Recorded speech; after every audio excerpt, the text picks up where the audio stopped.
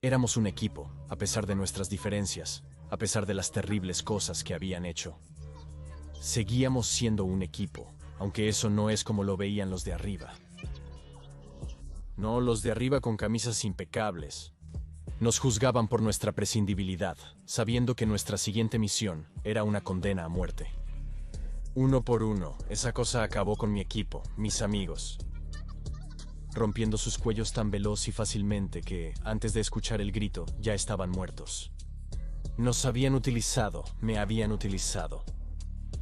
Entregados al depredador en un complot sancionado por los jefes y aprobado con un sello rojo sangre. ¿Por qué lo hicieron? Aún intento descifrarlo.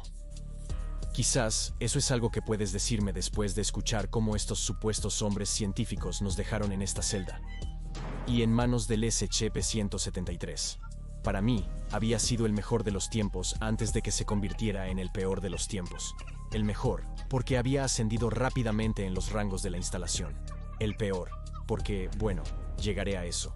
Nunca fui el mejor estudiante. Terminé la secundaria muy apenas, y mis perspectivas de trabajo parecían sombrías. Pero tuve suerte, supongo. O al menos eso pensaba en ese momento. Verás, tengo un tío Siegfried que hizo algún trabajo para el gobierno. Nunca supe qué hacía, solo que era un trabajo secreto. Solía soñar ser un superespía, así que puedes imaginar mi emoción al saber que necesitaba un empleo, y se ofreció a ayudarme. No lo podía creer, pensé que siempre me odiaba. Había oído que me llamaba inútil ante mis padres, pero ahora cambiaba de opinión y estaba dispuesto a apoyarme. ¿Qué tendría que hacer? ¿Recolectar inteligencia encubierto? ¿Asesinatos internacionales? Solo espera, dijo él.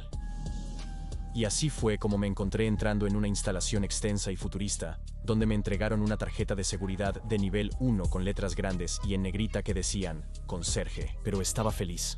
Solo la palabra autorización de seguridad me hacía sentir importante, y era mejor que cocinar hamburguesas. Utilicé trapeadores, manejé luces, generadores y fiché mi asistencia. Pero todo ese tiempo debieron haber estado observándome, preparándome, esperando el día en que pudieran lanzarme a los lobos. Debería haberlo sabido, siempre he sido prescindible. Después de unos años, me llamaron a una oficina, y había un hombre con una camisa a cuadros y una especie de chaqueta de tweed que usan los profesores. Me preguntó, ¿tienes alguna idea de lo que realmente hacemos aquí? Y para ser honesto, no lo sabía. Sabía que había muchas áreas de la instalación inaccesibles para mí. Imaginé que en un laberinto de pasillos se fabricaban armas o se interrogaba a prisioneros, pero desconocía las anomalías. ¿Cómo podría? Tuve que firmar muchos formularios antes de que me informaran algo. Pensé que descubriría quién mató realmente a John Fitzgerald Kennedy. Y aunque no lo dijeron abiertamente, lo que inferí fue que si alguna vez hablo sobre lo que sucede en la instalación con alguien fuera de la instalación. Bueno, digamos que no es el tipo de cosa que detallarían en un pedazo de papel, pero involucra celdas acolchadas y herramientas oxidadas. Aunque no estaba asustado, era parte de algo grande, algo secreto, y me encantaba, así que firmé mi vida sin ninguna duda. Pronto, conocí mi primera anomalía. Por supuesto, la clase segura. Me llevaron a una sala de observación donde podía ver otra con un letrero SCP-067. Simplemente esperé ahí hasta que entró un hombre con bata de laboratorio blanca. Bienvenido a tu primera anomalía, dijo. ¿Puedo conectarte a este monitor cardíaco? Queremos medir tu reacción a lo que ves. Le dije que solo veo una habitación vacía con una mesa, un bolígrafo y algunos papeles. Correcto, dijo él, sonriendo levemente, como si fuera un idiota. Eso es SCP-067. Pensaba en decirle que si necesitabas años de entrenamiento para ver un bolígrafo, quizás debiste aceptar ese trabajo de comida rápida. Podría ser gerente de turno ya. Luego trajeron a un joven chimpancé a la habitación, lo suficientemente pequeño como para ser inofensivo. Un chico metió un bolígrafo en la mano del chimpancé asustado y sucedió algo raro. Empezó a garabatear sin sentido, pero de repente estaba esbozando y dibujando velozmente. Podía entrever palabras e imágenes. Cuando lo sacaron, parecía como si estuviera poseído.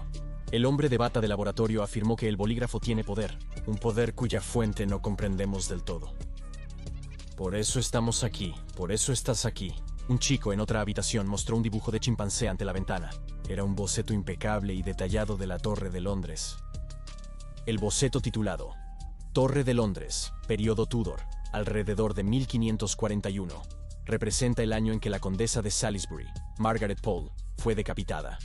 Debajo el chimpancé había escrito: lástima. Ella no era una traidora, créeme. Estaba allí. No hacía falta ver el monitor cardíaco para notar mi sorpresa. Eso estaba lejos de ser la única anomalía con la que había tenido contacto, y debía estar haciendo algo bien, porque con el tiempo, pasé de nivel 1 a 2 a nivel 3 de autorización de seguridad. Entonces me convertí en especialista en contención. No te aburriré con todos los detalles, pero como puedes adivinar, me ocupé de la contención de anomalías. Pasé mucho tiempo mirando a través de pequeñas ventanas y puertas de celdas, asegurándome de que lo que estaba adentro todavía estuviera adentro y aún en una pieza. Otras veces trabajé con agentes de campo cuando se traían anomalías, un periodo de transición que a los fenómenos arrestados no les gustaba mucho. No obstante, se me asignó supervisar frecuentemente una cierta anomalía. Me gusta pensar en ello como mi mascota, pero en retrospectiva, yo era su mascota. Esto era SCP-173, algo que estaba en lo que llamamos la clase Euclid, una clasificación que significa que no lo entendemos completamente, pero sabemos que es muy peligroso. Sabemos que es inteligente, sabemos que es impredecible y sabemos que matará.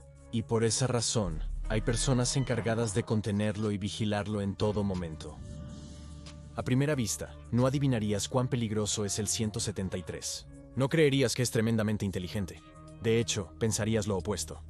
Eso es porque es más o menos una losa de concreto y varilla caminante, con extremidades atrofiadas y rastros de pintura en aerosol que dan la impresión de una cara tonta. Debemos limpiar su celda 2 veces por semana. Deja un líquido asqueroso y maloliente en el suelo, una sustancia marrón rojiza que solo se puede describir como una mezcla de sangre y productos de desecho. El origen de esa sustancia ha sido un misterio desde que la aislamos en 1993. Siempre se necesitaron 3 hombres para entrar a la celda de 173, ya que no puede moverse si los humanos lo observan. Por eso requieres mínimo 2 personas vigilándolo siempre.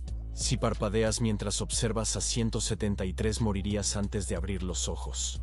No sabemos cómo se mueve tan rápido, pero en esa fracción de segundo tu cuello se rompe tan fuerte que es casi como ser decapitado. He visto los videos para probarlo. Todo lo que se necesitó fue un estornudo. Ni siquiera había terminado de sacar el resto de la masticación cuando hubo un destello, y su compañero quedó tendido en el suelo, su cabeza girada en la dirección equivocada. Así que puedes entender por qué ahora requerimos 3 hombres para cualquier momento en que debamos entrar a la de celda 173. Luego, hace unos meses, me dijeron que comenzaría un largo proceso para entrenar y reeducar a algunos futuros clase D. Los clase D son principalmente prisioneros condenados a cadena perpetua o aquellos rescatados del corredor de la muerte a quienes se les da una nueva oportunidad. Aparentemente, teníamos escaso personal. ¿Por qué no contratar a estos hombres cuyas vidas casi habían terminado? Esa era la razón, o eso me dijeron. Me encargaron entrenarlos en su nuevo trabajo, la limpieza del desastre del 173, para liberar a los especialistas en contención para tareas más significativas. No habían pasado por la capacitación que yo tuve, visto lo que yo había visto, pero después de mostrarles el video de 173 casi decapitando a un hombre, estaban más que dispuestos a seguir las reglas. Comprendieron que cualquier distracción como parpadear, apartar la vista o estornudar, podría resultar en una muerte violenta. Comencé a enseñarles cómo trabajar en equipo dentro de la celda, manteniendo siempre informados a los demás sobre nuestras acciones. 173 siempre se sentaba en la esquina de una celda, con una cara inexpresiva. Al entrar en su celda, sentí que sabía que algo había cambiado. Sentí casi como si estuviera comunicándose conmigo, pero no podía decir qué estaba tratando de decir. Y entonces sucedió. Era un martes por la tarde, 3 días después de la limpieza. Como siempre, 173 había llenado el suelo con ese líquido terrible. Entramos a limpiar, mi nuevo equipo alerta como siempre, y algunos de ellos limpiaban mientras otros mantenían sus ojos enfocados en la cosa en la esquina. Todo iba bien hasta que oímos un ruido familiar. Era el ruido de la celda al ser cerrada con llave.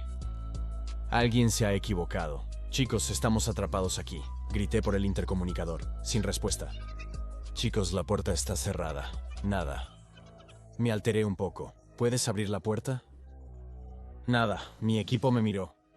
Los que no estaban en la tarea de contacto visual, como si yo supiera qué hacer, esperando que esto hubiera sucedido antes y que hubiera algún tipo de plan estándar para lidiar con ello. No lo había. Siempre nos vigilaban en la habitación. Sabía que un técnico no podía cerrar por accidente la puerta. Era imposible. Había protocolos. Alguien lo hizo a propósito. Los 4 nos apartamos a la esquina de la habitación mirando fijamente a 173. Como siempre, permaneció inmóvil, mirando la pared. Pasamos la noche platicando, aferrándonos a la esperanza de que algo había fallado. Pero cuando amaneció, la esperanza comenzó a desvanecerse. No estábamos aquí para limpiar. Éramos ratas de laboratorio prescindibles, pero no me rendiría sin luchar. No podíamos simplemente mantenernos despiertos indefinidamente. Eso era una sentencia de muerte. Sugerí que 2 de nosotros nos quedáramos de pie. Uno se sentara y descansara, y otro durmiera un poco. Nos turnaríamos, alternando entre horas de actividad y descanso. Quizás podríamos demostrar nuestra resistencia. Tendrían tiempo para percatarse de que su acción era una locura, suspender la prueba y liberarnos. Logramos pasar un par de turnos así, y parecía que realmente podríamos aguantar un día o 2 más cuando todo salió mal. Descansaba en mi turno cuando escuché el peor ruido posible. Ronquidos. El preso a mi lado dormía plácidamente, por lo que los ronquidos provenían de los que estaban de pie. En un instante, vi a ambos apoyados en la pared de la celda, somnolientos. Simultáneamente, presencié el destello, el chasquido, el crujido, el estallido. Sus cuellos se quebraron uno tras otro. Sin saber cómo, me encontré de pie, observando a 173 en la esquina, con cuerpos muertos y cabezas retorcidas apilados frente a él. Ya no podía más. No podía quedarme mirando a esta cosa para siempre. Sentí que me rendía. Bajé la cabeza al suelo y finalmente rompí mi mirada, listo para morir. Y luego no pasó nada. Lentamente levanté la cabeza de nuevo y ahí estaba, su rostro atroz, muy cerca del mío. Fue entonces cuando comprendí lo que habíamos estado conteniendo, lo que habíamos subestimado. Lo volví a sentir como si me hablara. Me pidió que cerrara los ojos para dormir, así que lo hice. Pero cuando cerré los ojos, no vi oscuridad. Vi a 173 o algo parecido, pero no en la celda, lo vi afuera, en el mundo, de pie sobre niños durmiendo en sus camas. Observando, los vi escondiéndose en las sombras, mirando a los transeúntes. Luego me di cuenta de que no estaban observando, esperando para atacar. No, estaban escondiéndose. Mis ojos se abrieron de golpe cuando la puerta se abrió y entraron apresuradamente 6 personas del personal de seguridad. Me llevaron afuera, me pincharon la pierna con una jeringa, inyectándome algo mientras el mundo se desvanecía. Informe de incidente, hora y fecha redactadas después de la interacción forzada experimental con la anomalía de clase Euclid SCP-173. El sujeto ha dejado de responder a estímulos externos y parece haber adoptado los rasgos y comportamientos de la anomalía. El sujeto pasa días sentado en la esquina de la celda mirando la pared. Se insta al personal a tomar precauciones al interactuar con el sujeto, quien intenta estrangular a quien entra a su celda. Ningún tratamiento ha funcionado. El sujeto posiblemente necesitará encarcelamiento permanente. Este informe ha sido leído y aprobado por redactado y el Dr. Siegfried Schwartz.